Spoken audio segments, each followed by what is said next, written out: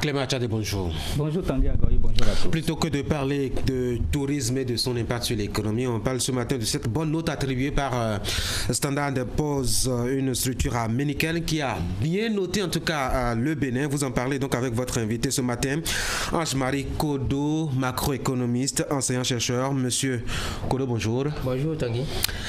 Clément? Oui, Tanguy, l'agence Standard & Poor's Global, dans son rapport du 5 juillet 2018, a attribué, vous l'avez si bien rappelé, la note B+, et B+, sur B au Bénin, ce qui classe notre pays au 132e rang des pays qui ont été donc audités par l'agence américaine. L'agence a évalué sur une croissance qui avoisine 6,3% entre 2018 et 2021. Monsieur Kodo, j'ai envie de vous demander quels sont les indicateurs sur lesquels se base cette agence américaine pour noter les économies. Merci beaucoup Clément Achade, merci Tanguy. De façon globale, les agences de notation, que ce soit Standard & Poor's, Fitch, Moody's, tout ça là, qui notent les pays, se basent sur la politique budgétaire, la politique monétaire du pays. Chez nous ici, au niveau de la politique monétaire, on n'a pas trop de possibilités sur ça parce que c'est défini au niveau de l'UEMOA, la BCA met en œuvre cela dans chaque pays. Chez nous, ça va beaucoup plus s'appesantir sur la politique budgétaire. Oui. Mieux encore, au niveau de cette politique monétaire, on peut nuancer. Il y a un pan qui est au niveau de la politique, qui est au niveau de la politique de change. On n'a pas d'influence sur ça, mais au niveau de les taux d'intérêt, la façon dont les taux d'intérêt fluctuent, c'est ça. On va beaucoup plus travailler, on va voir comment ça évolue. Et beaucoup plus la politique budgétaire. Je dois résumer pour nous, des gens qui ne comprennent pas. De façon simple, la politique budgétaire, c'est la façon dont l'État utilise les dépenses et la fiscalité pour agir sur l'économie. L'objectif fondamental des gouvernants, c'est de projeter ou bien c'est d'accroître le PIB, la création de la richesse, de l'amener à son niveau potentiel sans trop créer d'inflation, sans que les prix n'augmentent. Oui, trop. C'est ça. Oui. Et à l'intérieur de cette politique budgétaire, Standard & Poor's va voir comment les déficits budgétaires ont évolué et comment ces déficits budgétaires vont évoluer dans le temps. Puisque chaque année, il y a toujours des déficits. On arrive, nos recettes ne couvrent jamais nos charges. Donc, il y a un déficit budgétaire annuel qui se crée. Donc, on va voir comment ces déficits budgétaires vont évoluer dans le temps. Et lier ces déficits budgétaires au niveau de ce que nous appelons la balance des paiements à travers le solde du compte courant, le solde du compte de capital pour voir comment ça évolue. Alors, on a enregistré, si vous le permettez, beaucoup de commentaires. Monsieur Kodo, est-ce que, vu la note qui a été attribuée au Bénin, notre pays a-t-il progressé ou régressé? Oui, je vais dire notre pays a beaucoup progressé. B plus à B. Je vais vous dire, depuis 2012, Standard & Poor's avait déjà évalué notre pays. C'était une note dégradée de B- à B, je crois bien. Ça signifie quoi? Ça fait trop technique là. Oui, B-. Au fait, on utilise... c'est des niveaux d'appréciation. Oui, des niveaux d'appréciation pour voir le niveau de performance. La première lettre, comme ils l'ont dit, c'est pour le long terme. Et l'autre lettre, ça fait le court terme. Donc le B+ montre, ils ont dit que les perspectives sont bonnes. Le B, c'est-à-dire le court terme, que c'est bon. En temps, on était même de B- à B. Et c'était même ça, si je dois vous faire même ce secret, c'est pour cela que Standard & Poor's était revenu vers 2013 pour réévaluer, pour attribuer une nouvelle note au Bénin, mais les autorités ont refusé. C'est ça. Les autorités ont refusé parce qu'ils ont vu qu'on allait encore dégrader cela. Ça évolue, ça quitte souvent, il me semble, Standard quitte D, monte à C et à B jusqu'à aller en A.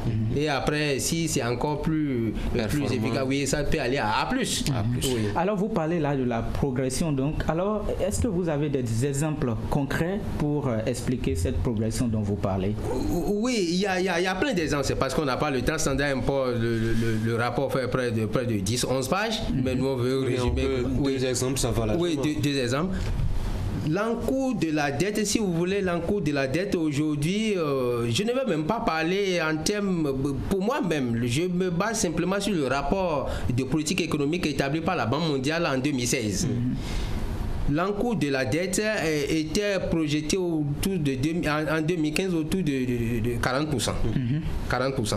Oui. Aujourd'hui, c'est pour cela le gouvernement qui était arrivé à réduire, à annuler beaucoup de financements qui étaient faits avec le système privé, les projets préfinancés, garantis par l'État, tout ça là. On a annulé tout ça là pour pouvoir diminuer l'encours de la dette. Aujourd'hui, on en est à combien? Autour de 30. Autour de 30. Oui, l'encours de la dette. Et le solde budgétaire aussi a été réduit. Oui, le solde budgétaire a été réduit. Et tout ça là aussi, au niveau de la dette, les agences voient beaucoup la dette, mais aussi ce qu'ils voient, c'est... Vous parlez de quelle dette? À l'interne ou... Nous parlons de la dette publique. Et là aussi, on voit la structure de votre dette publique. Est-ce que c'est la dette intérieure qui est plus abondante ou bien c'est la dette extérieure? Puisque chaque forme de dette a ses avantages et ses inconvénients. Donc, on va voir quelle est la forme de la dette. Alors, sur les rapports que j'ai lus, j'ai plutôt vu les experts parler de 50% de la dette en ce qui concerne le PIB et par rapport à l'administration publique. Et qu'est-ce qu'on peut comprendre par là? Non, je ne crois les chiffres officiels ne vont pas jusqu'à 50%. C'est ça, je vous disais. En temps, c'était allé à 40%, mais à l'arrivée du nouveau gouvernement, ils l'ont réduit, c'était autour de 30-35%. Mais encore, journaliste, je vous permets. Vous me suivez, l'essentiel, ce qui est important, ce n'est pas le niveau d'endettement. Même entre nous, techniciens, on discute. Ce qui est important, ce n'est pas le niveau d'endettement. Les États-Unis sont à près de 150% du PIB. Ce qui est important, vous vous endettez. Qu'est-ce que vous faites avec l'argent? Oui, est-ce que ça arrive à créer réellement de la richesse? Donc, il va voir si il y a un niveau d'endettement, il faut ajouter à ça le niveau de création. Est-ce qu'on l'apprécie aujourd'hui? Oui, c'est ça. Vous avez dit le taux de croissance projeté sur 2021 autour de 6,2%, ce qu'on n'a jamais atteint. Les taux moyens dans les années antérieures, c'est autour de 3,8%. 3,8%, 4 plus. Une dernière question rapidement. Alors, le rapport aussi parle de l'élaboration des infrastructures. On pourra aussi booster le secteur tertiaire, de même que la production agricole qui compte respectivement pour 50% et 20% de notre PIB. Outre la croissance, le rapport parle également d'une dette de 50%, vous venez de nuancer, et qui sera donc couplé avec un déficit budgétaire de 4% du PIB. Selon vous, vous êtes macroéconomiste, est-ce que nous sommes aujourd'hui sur le bon chemin? Oui, aujourd'hui, nous sommes sur le bon chemin et pour nous, c'est de faire un effort pour garder le cap avec les réformes. Avec les réformes, bien sûr. Si vous lisez bien le rapport table en matière de perspective, le rapport table sur les réformes mises en œuvre. Parce que c'est seules ces réformes qui peuvent vraiment permettre de toujours espérer.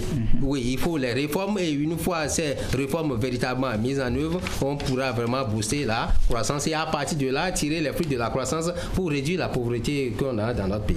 Alors quand on voit le rapport avec la réalité socio-économique de notre pays actuellement, il n'y a pas photo. Il n'y a pas de contraste entre les deux facteurs. Oui, on peut penser qu'il y a contraste, mais aussi, journaliste, vous me répétez, le rapport entre la croissance et la réduction de la pauvreté, il faut nuancer.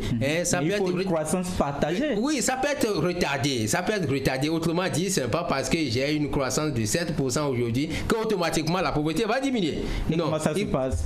Oui, il faut évoluer. On peut croître pendant que le taux de pauvreté croît aussi ou que le nombre de pauvres croît? Mais c'est possible. Dans le régime passé, mais on avait cru, le PIB, la richesse avait cru, mais de 2011, la pauvreté a augmenté. 2015, on a fait l'état sur de la pauvreté, l'INSAE, le rapport est sorti, la pauvreté a aussi augmenté. Ça veut dire que l'efficacité des politiques publiques en matière de réduction de la pauvreté, exactement.